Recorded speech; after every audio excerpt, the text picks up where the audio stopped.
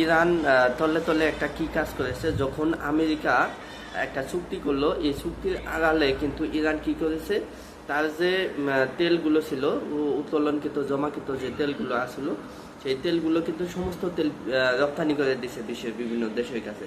এবং তার যে 1 বছরের জন্য যে জিনিসপত্রগুলো তার নিজ দেশে প্রয়োজন, সেই জিনিসপত্র কিন্তু তারা কিনে ফেলেছে এরই মধ্যে, এই কয়েকদিনের মধ্যে। এবং এদিকে আমেরিকাও কিন্তু বসে নাই। দেখুন আমেরিকা কি করেছে, তাদের যে গোলাবারুদ বা মিসাইল এগুলো ফুরিয়ে গেছিলো এই যুদ্ধের সময়, সেগুলো কিন্তু তারা আবার নতুন করে এই সময়ের মধ্যে সেই জায়গায় নিয়ে এসেছে। বিভিন্ন জায়গা থেকে, বিশ্বের বিভিন্ন দেশ থেকে তারা সংগ্রহ করেছে, বা তাদের উৎপাদন কারখানা থেকে।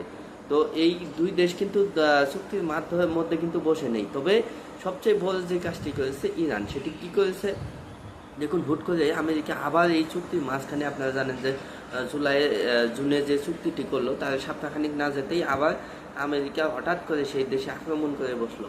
এটা কেন আক্রমণ করে বসলো?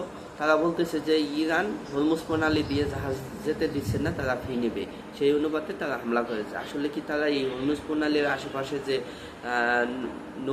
নৌযান আছে বা জাহাজ আছে, যেখান থেকে ইরান সেই নৌবাহিনীর যে সদর দপ্তর, সেখানে কি হামলা করছে? না।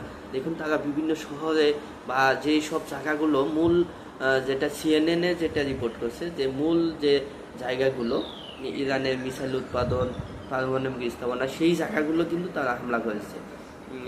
সিএনএনের একটা রিপোর্ট অনুযায়ী কিন্তু তারা সেটা হামলা করেছে। সিএনএন একটা রিপোর্ট করেছে, দেখুন যে ইরান তাদের যে পারমাণবিক স্থাপনাগুলো আছে, সেগুলো কিন্তু পুনরায় পুনর্নির্মাণ করেছে।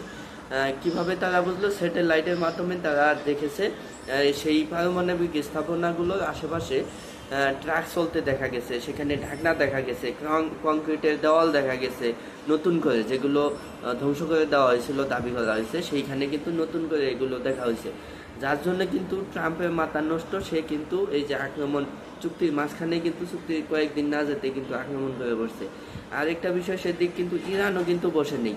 ইরান সাথে সাথে 85টি মিসাইল বা ড্রোন হামলা করে বসেছে বিশ্বের তাদের যে মিত্র দেশ আমেরিকার, বাহরাইন, জর্ডান, আরব আমিরাত, সেগুলো, সেই দেশগুলোতে কিন্তু হামলা করে বসেছে। এটা আপনারা দেখছেন কয়েকদিন আগে।